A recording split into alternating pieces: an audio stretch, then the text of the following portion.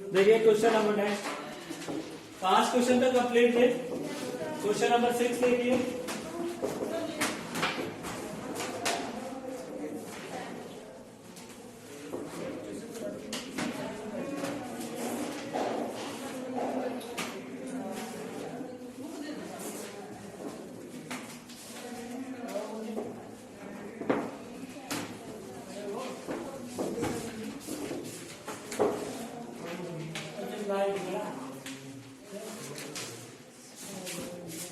Six question देखिए। Shri Ram Prakash registered चिकित्सक है। देखिए कैश बुक का क्वेश्चन आ रहा है। तो रोकड़ प्रणाली पर रखते 31 मार्च 2020 को समाप्त होने वाले वर्ष के लिए उनका संक्षिप्त रोकड़ खाता इस प्रकार है। निम्न अतिरिक्त सूचनाओं को ध्यान में रखते हुए गत वर्ष 19-20 के लिए उनके पैसे की कर योग्य आय की गणना कीजिए। ठीक है,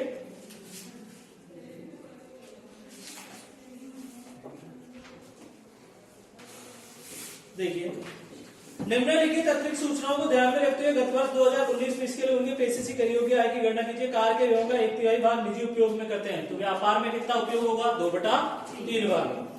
1 अप्रैल 2019 को मकान संपत्ति का अपेक्षित मूल्य 1,20,000 तथा 1 अप्रैल 2019 को फर्नीचर का अपेक्षित मूल्य 4,000 था। इन दोनों समूह में अन्य कोई संपत्ति नहीं थी। फर्नीचर और भवन का अब कोई भाग शेष नहीं। एक पुरानी कार वही 2019 में क्रय की थी, जबकि शल्य चिकित्सा के यंत्र दिसंबर 2019 में क्रय किए गए। यह सिप्ला फार्मास्यूटिकल्स लिमिटेड के एकमात्र एजेंट थे। गत वर्ष में उन्हें एजेंसी समाप्त की और टर्मिनेशन ऑफ एजेंसी और कंपनसेशन मिली 2 लाख। तो ग्रॉस अर्निंग होगी कि नहीं होगी? होगी। तो जब भी प्रश्न आ जाए कैश बुक का, तो कैश बुक का प्रश्न भी वैसे ही करते हैं जिस प्रकार से। देखिए सबसे कैश बुक का क्वेश्चन संख्या कौन सा? 6। और आपको computation of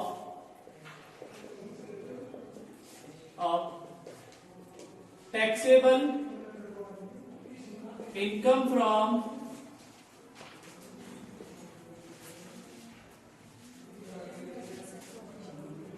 business and profession for assessment year 2020 और 2021।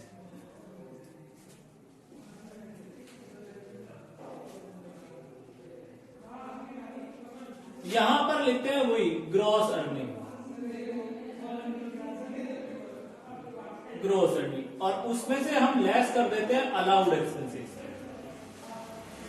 केवल हमने जब खाते नहीं होते हैं तो ऐसे ही किया था प्रश्न। P&L का क्वेश्चन किस प्रकार से करते हैं? इनकम एक्सपेंडिचर, और ये आपका कैश बुक है। ये 4 पैटर्न है आपके बिजनेस एंड प्रोफेशन में। और ग्रोस, जब कैश बुक दे रखी है तो ग्रोस अर्निंग क्या है, उसकी कमाई क्या है, और उसमें से उस कमाई के खर्चे घटा दो। अब ये डॉक्टर साहब है, तो सबसे पहले देखिए इसमें कैश बुक में आपको दे रखा कॉस्ट ऑफ मेडिसिन। दवाई बेचेंगे तो इनकम होगी कि नहीं होगी? कॉस्ट ऑफ मेडिसिन कितनी है? 20,000। उसके बाद सर्जिकल इक्विपमेंट, डेप्रिसिएशन अलाउ होगा surgical equipment. Motor car purchase, इस पे भी डेप्रिसिएशन अलाउ होगा। देखिए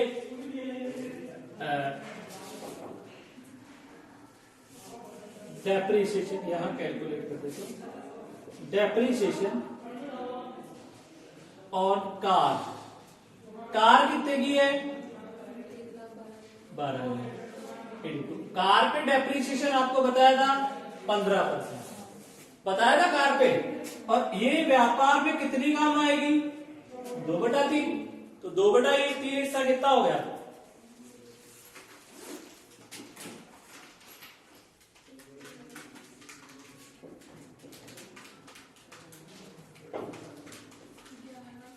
$11,200 डेप्रिसिएशन। फिर आपका डेप्रिसिएशन ऑन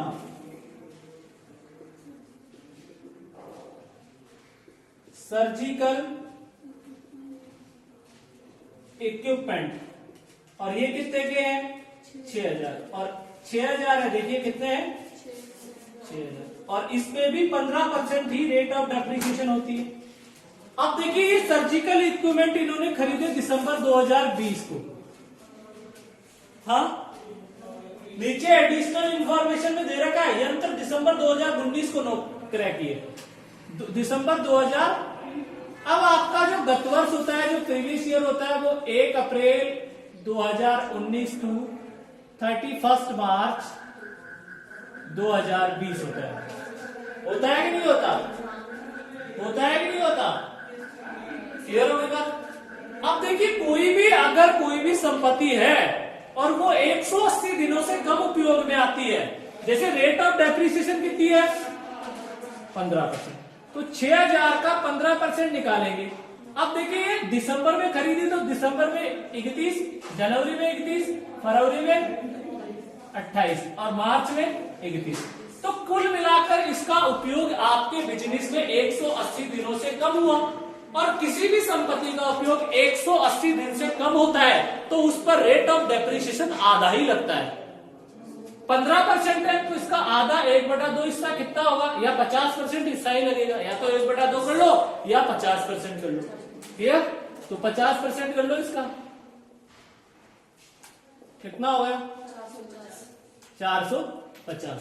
तो आपका ये 50%, ये 450, इसका क्या डेप्रिसिएशन व्यापार में क्या होगा, अलाउड होगा। क्लियर हो गई बात? अब देखिए आगे, अब एडिशनल इंफॉर्मेशन पढ़ रहा हूं पहले मैं। सबसे पहले आप एडिशनल इंफॉर्मेशन ही पढ़े। कार के व्ययों का 1/3 भाग निजी उपयोग, तो कार एक्सपेंसेस टोटल कितने हैं 1800। अरे व्यापार में कितने 2/3, तो उन्हीं को तो आप खर्चे के रूप में घटा सकते हो, तो कितना आ जाएगा 1200। फिर आ जाओ, मकान संपत्ति का यहाँ कोई लेना देना नहीं है, डॉक्टर है तो बी पार्ट का कुछ नहीं करना। पुरानी कार का हो गया, शल्य चिकित्सा का डेप्रिसिएशन कैलकुलेट कर दिया, और compensation received for termination of agency, compensation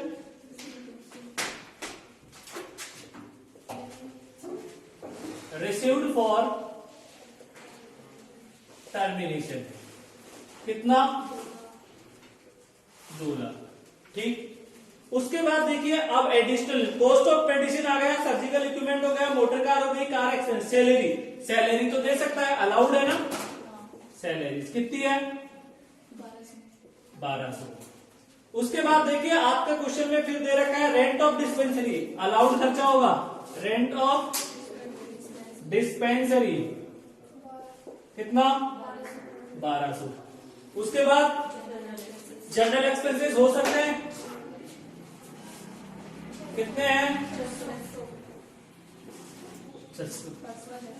उसके बाद पर्सनल को नहीं लेंगे, लाइफ इंश्योरेंस भी नहीं लेंगे, interest on bank loan on investment ये भी नहीं लेंगे, इंश्योरेंस ऑफ प्रॉपर्टी ये भी, फिक्स डिपॉजिट इन बैंक ये भी नहीं आएगा।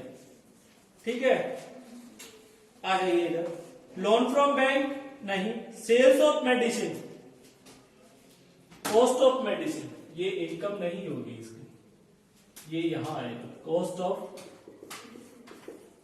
मेडिसिन इसका खर्चा है, कॉस्ट ऑफ मेडिसिन कितना 20,000।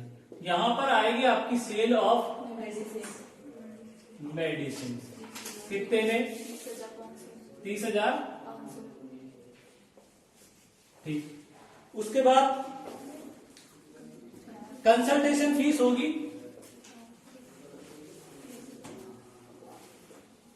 कितनी है 10,000। उसके बाद विजिटिंग फीस भी होगी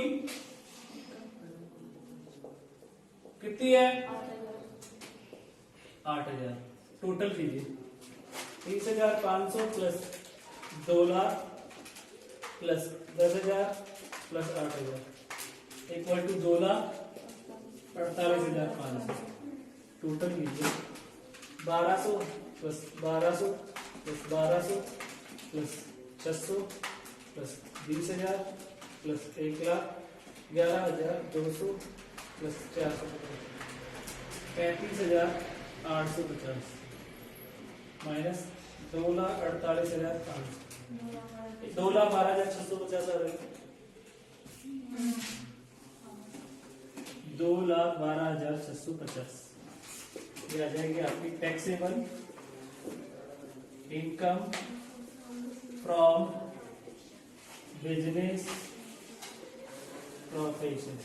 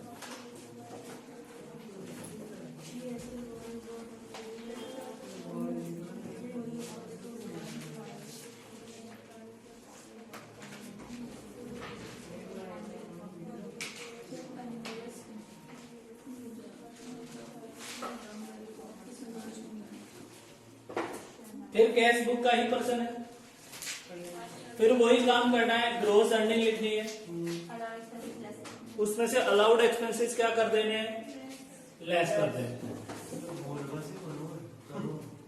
question number 7।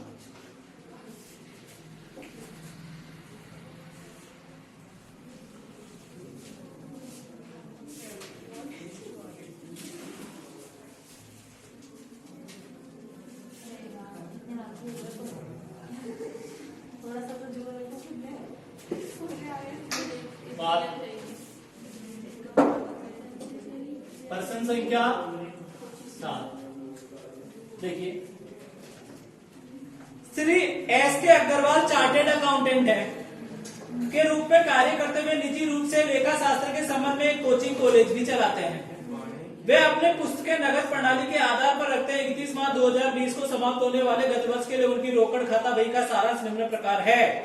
Summary of cash book, balance BD, audit fees, income from consultancy, coaching fees, lottery income, net interest on security, rent from house property, office expenses है, institution expenses है, membership fees है, life insurance premium है, income tax है, motor car purchase है, motor car expenses है, insurance of let out house है, balance sheet है। आपको निम्न सूचनाओं को ध्यान में रखते हुए उनकी कर निर्धारण वर्ष 2020 और 21 के लिए व्यापार और पैसे की आय की गणना करनी है।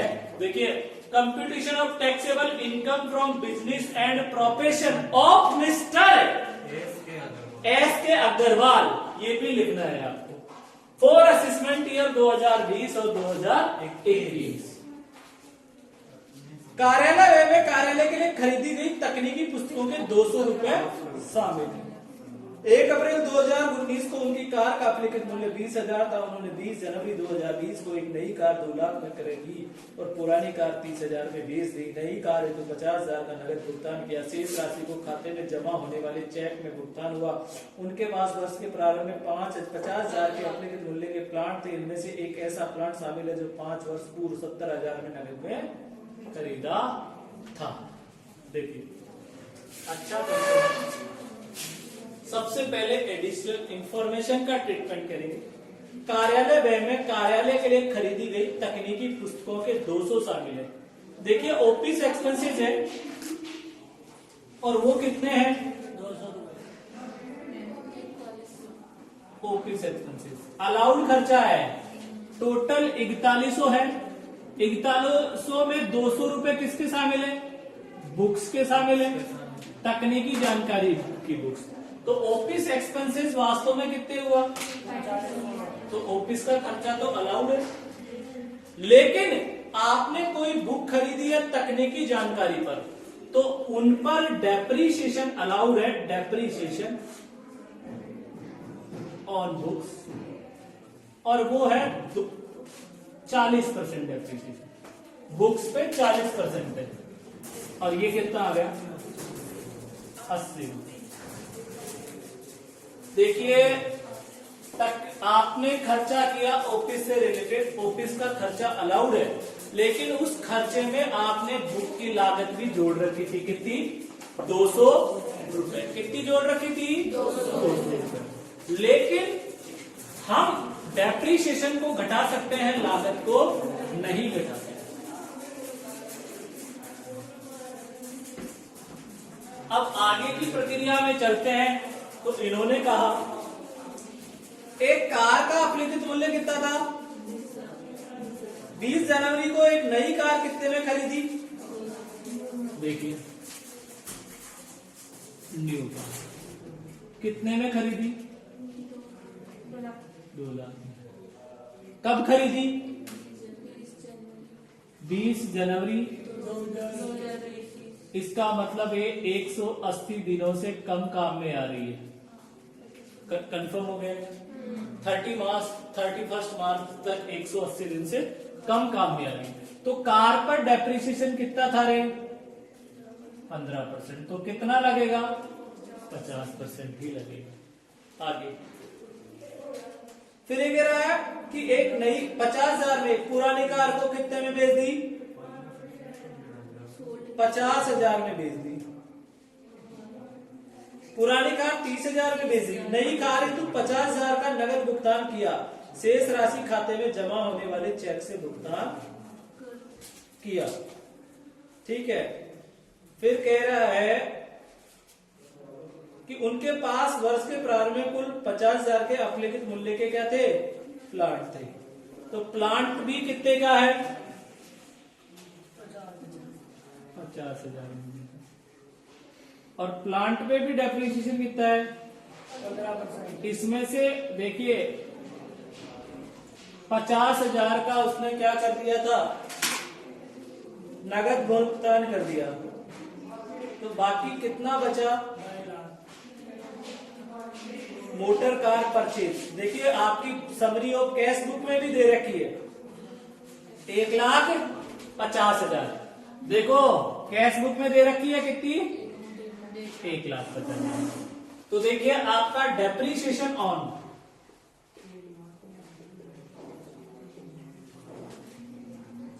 1,50,000 15% इंटू 50, और प्लांट का भी यही निकाल देता हूं प्लस। कितना है प्लांट? 50,000 और उसका कितना? 15%। बता दो पूरा।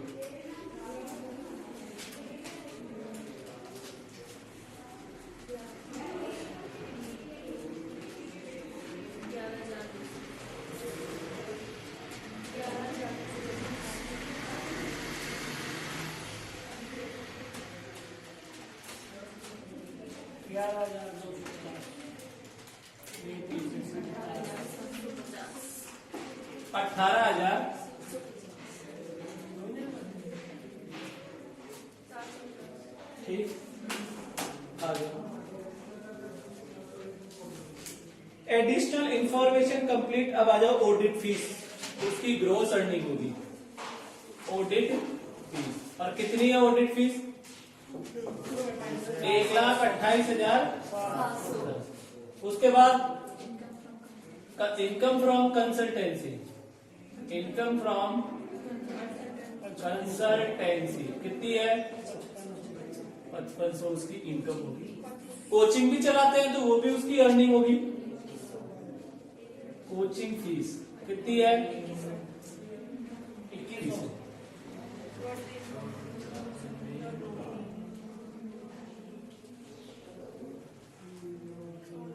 लॉटरी इनकम नहीं आएगी, नेट इंटरेस्ट भी नहीं आएगा, रेंट फ्रॉम हाउस प्रॉपर्टी भी नहीं आएगी। आगे आ जाओ, ऑफिस एक्सपेंसेस हो गया। इंस्टीट्यूशन एक्सपेंसेस खर्चा है, कितना है? 900 रुपए। इंस्टीट्यूट मेंबरशिप फीस सीए है तो लगेगी,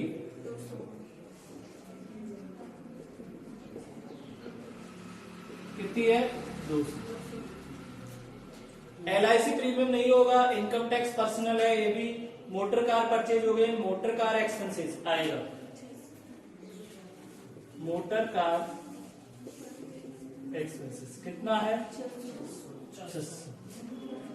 उसके बाद लेट आउट हाउस नहीं है, टोटल कीजिए।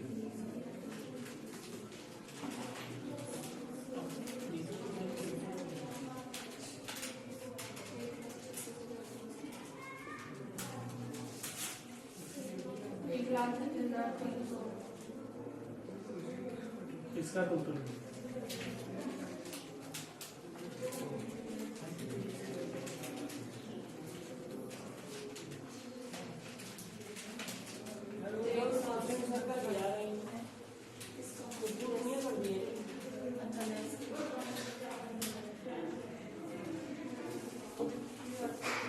कितना आया? हाँ, इसका 23,890 घटा दीजिए।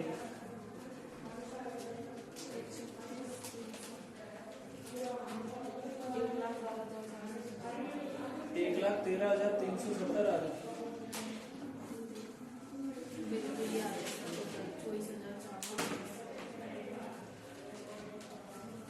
टोटल सही है। 3,900 plus 80 plus 18,750 plus 900 plus 200 plus 600, 24,430 आएगा।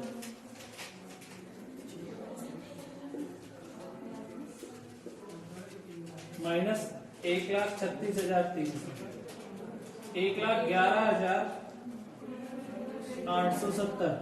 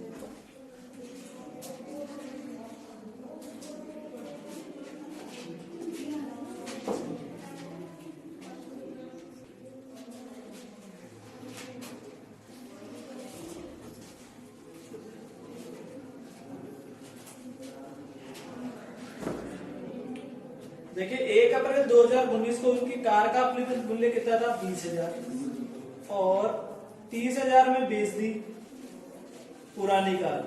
नई कार है तो 50,000 नगद भुगतान किया। शेष राशि का खाते में जमा होने वाले चेक से भुगतान किया। उनके पास प्रारंभ में 50,000 के अपलिखित मूल्य के प्लांट भी थे, ठीक है। 50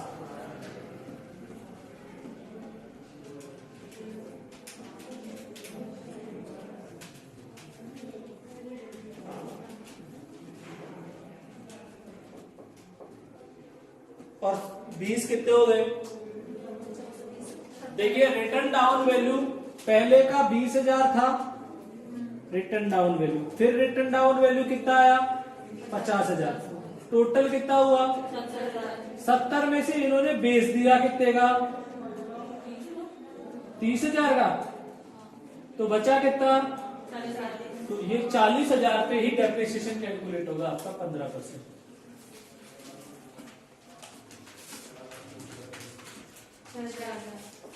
6,000 प्लस 11,250 17,250।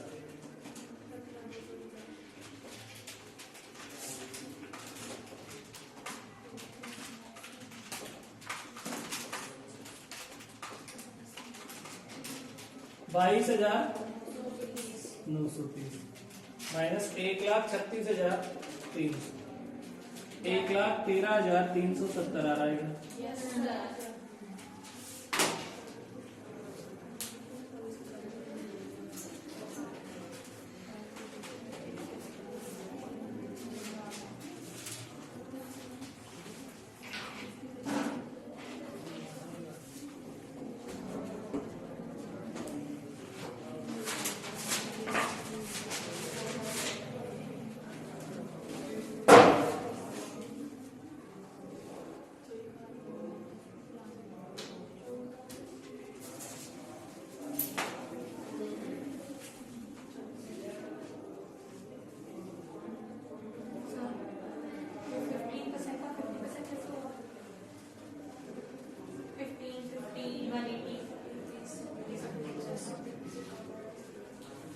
कोई भी प्लांट वगैरह देखिए किसी भी प्रकार का कोई भी आपके पास क्या है, कोई भी डेप्रिसिएशन वाली असेट्स है और उस असेट्स का आपका उपयोग बिजनेस में 180 दिन से कम हो रहा है, क्लियर?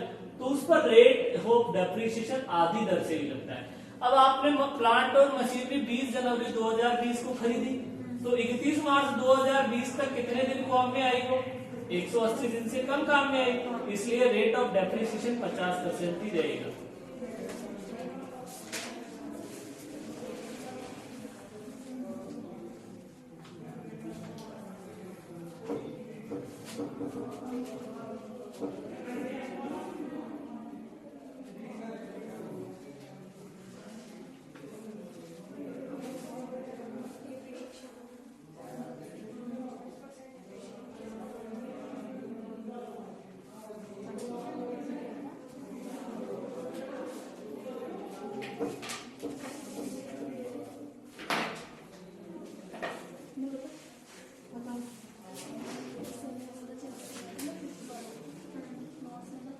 अच्छा हाँ